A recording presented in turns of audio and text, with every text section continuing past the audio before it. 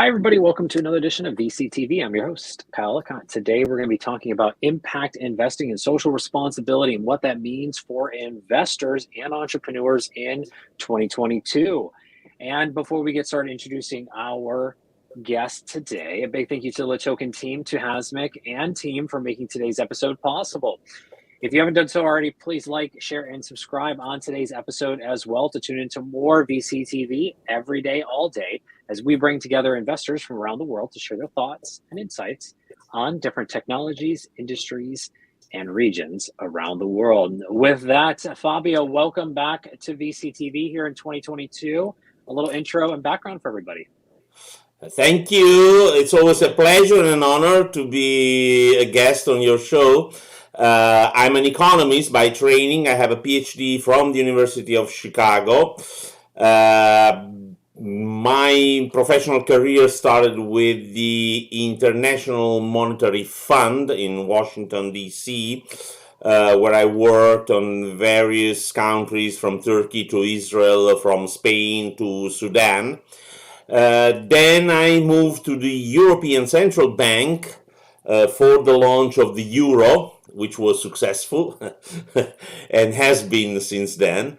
Then I moved to the private sector, joined the research department of Goldman Sachs in London, and after a few years I moved to the Arabian Peninsula to work for sovereign institutions in Qatar, in Dubai, and my last stint was in Oman, where I was the chief strategist and economist of the Oman Investment Fund, which is a sovereign wealth fund. Since then, it has merged with another entity to create the Oman Investment Authority. Now, I'm a partner in an investment bank in New York called Golden Eagle. We have offices also in Dubai and Hong Kong under the brand Emintad. And what I do, I help startups to raise funds. And I also, I'm in the process of setting up an impact investment fund in Luxembourg. That's why I'm here tonight. Wonderful. And Fabio, as you're setting up this investment fund, why impact and why impact investing? Why did you decide to choose that as part of your thesis? I decided because I think that the toolbox of finance is the right one to address some of the most pressing problems that affect humanity. Not all of them, obviously, but definitely the attention to efficiency, the attention to the use of resources by the private sector is a much better way to concentrate and to solve problems that go from education to environment to governance and whatever you might think as an issue that affect humanity and that can be addressed to improve the livelihood of people. So in general, impact investment takes into account the goal set by the United Nations, and funds then specialize in various areas, but essentially the guidelines are those indicated by the Millennium Goals of the United Nations. And as you look to 2022, we're just starting off the year, but as you look to the year ahead, impact and social responsibility seem to be a top category for many investors. What are some of the themes that you may be seeing pop up as investment categories specifically that your fund or otherwise may be important here in this year? I would say that climate change decarbonization is probably the top priority. Energy efficiency, everything that has to do with improving, with reducing, I would say, the carbon emissions and in general to slow down the heating of the planet due to the greenhouse effect. So, but in addition, we have a great deal of interest in gender parity, in governance of companies. We have also, we detect a clear interest in, for example, education. Not only in emerging countries, but also in developing countries. For example, in Europe, and I'm from Italy, so I know very well the situation in Italy. There is a huge mismatch between demand and supply of labor and professionals.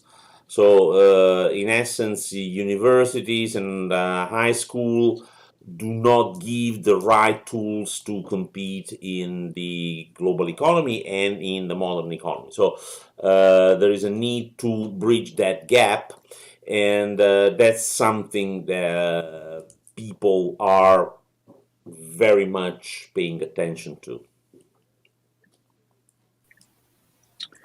Wonderful. And I want to welcome up another guest of ours, Lubna. Welcome back to the show. It's a pleasure to see you here in 2022. It's great to be here. Yeah, just a quick intro and then a similar question to Fabio is what themes or categories you see as importance here in 2022 for people to be paying attention to around impact and social? Well, it's lovely to be here again, and thank you for having me. I echo my colleagues' comments. Certainly climate change and innovations around green energy, responsive or designs of infrastructure, mobility, and empathic, human-centric designs are areas that we're very focused on. And when you speak about human-centric design, you've talked about this in the past, and I think it's a pretty important topic that people understand a little bit more. Could you go one layer deeper on that and explain kind of what human-centric design is in reference to impact and why it's important?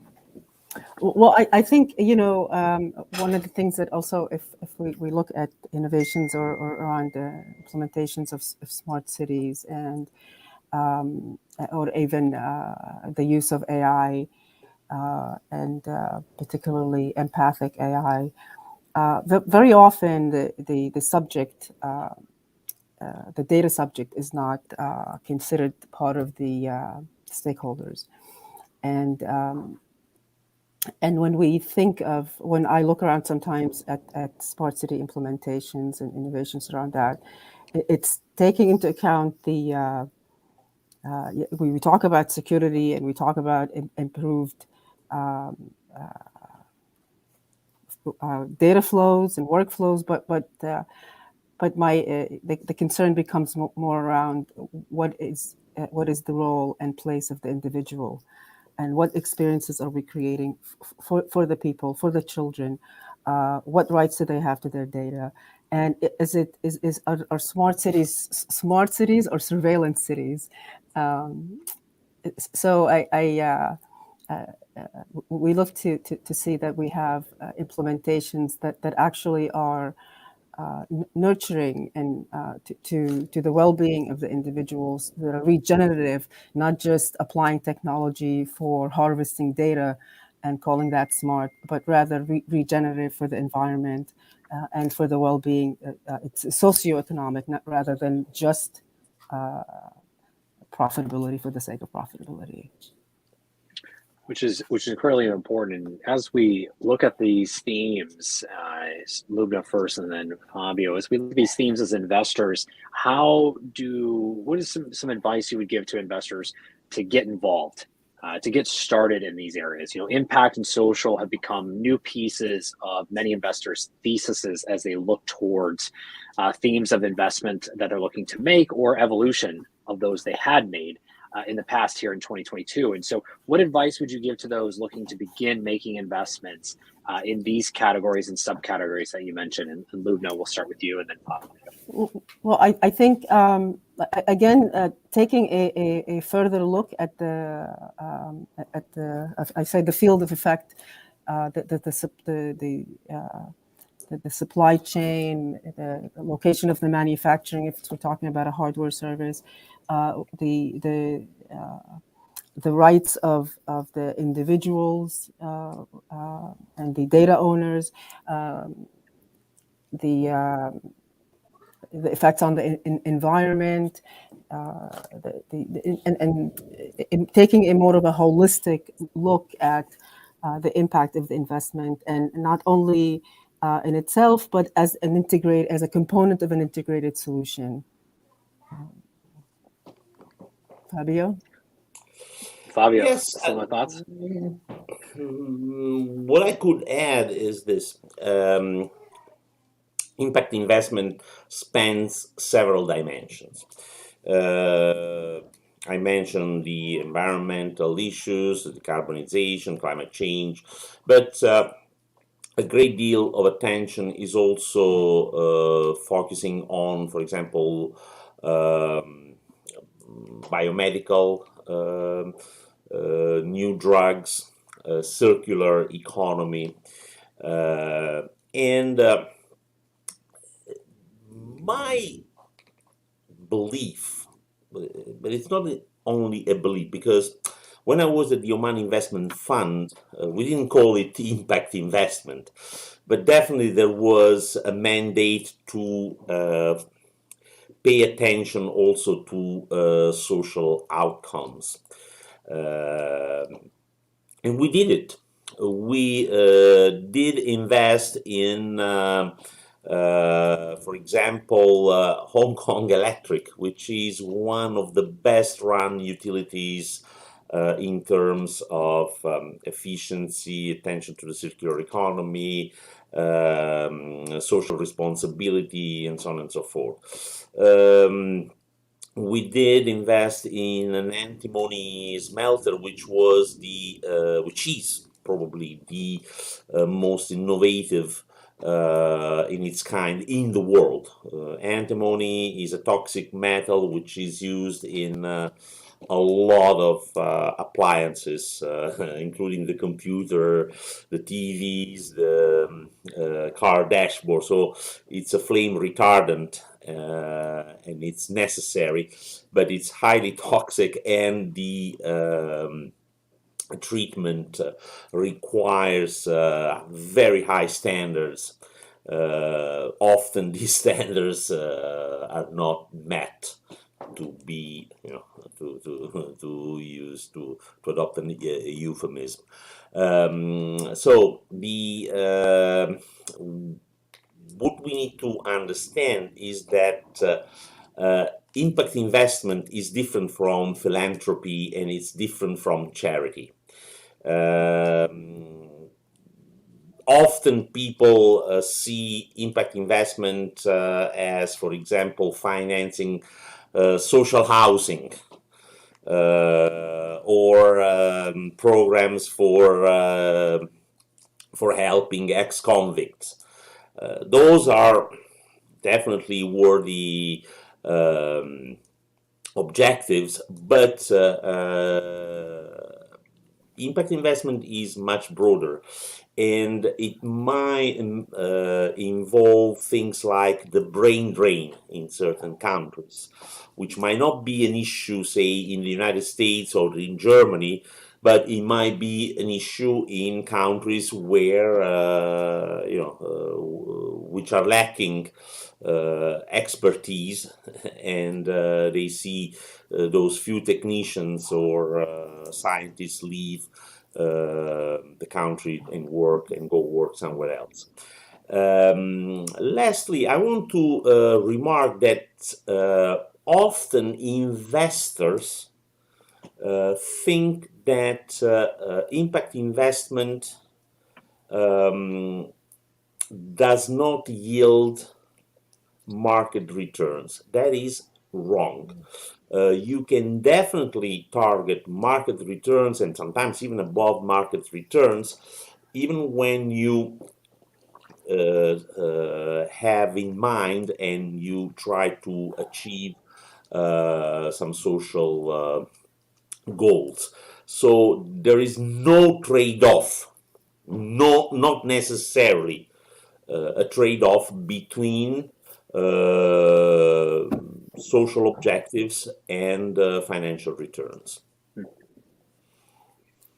And so with oh, go ahead, Lubna. No, I just wanted to Please.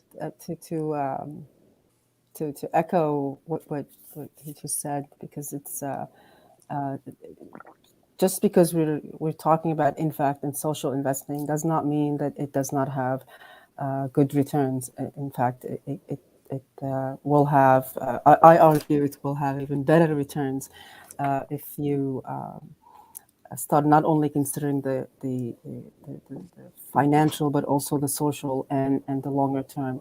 And when we talk about impact investment, we're also talking about in terms of what you think of it in terms of the products, sustainable products, and solutions that have whether they're textiles or from different materials like leather from mushrooms, or innovations that decarbonize industries like the energy industry, for example. There are also, you can think of innovations around healthcare and mental health is also an area of impact investing. And it goes for employment, education, financial inclusion, gender and diversity, all of these things that you take into account when you're looking at an investment. That's a great point. Fabio, closing thoughts, and where can everyone find you online to continue the conversation? You can find me on LinkedIn. You can find me on Facebook under my last name. If you Google my last name, which is kind of unusual, you'll probably be able to find all other social networks and places where you can contact me. So please feel free to send me an email or send me a message on any of these social media. Wonderful. Lubna, same to you. Closing thoughts, where can everyone find you? Well, everyone can find me hopefully here again, and also in LinkedIn. It's Lubna Dajani. And I just wanted to add that, as a matter of fact, that SOSV is a sweetheart of a VC firm, is also raising the next fund, which is a large fund that is wholly focused on social impact and sustainability related innovations. So super excited to be here again. Thank you. Wonderful. Thank you both very much as well for joining today and sharing your thoughts and insights here on VCTV around impact investing and social responsibility. To our audience, thank you so much for tuning in. If you like what you heard, make sure you like, share, and subscribe on today's episode. Please also reach out to Fabio and Lubna both, as they'd love to hear from you, but add context, where you heard them, where you met them, and what you would like to continue the conversation about. With that, I'm your host today, Kyle Ellicott. Big thank you to the Token team and to Hasmik for making today's episode possible. Until next week, everyone have a wonderful day. We'll see you soon. Take care.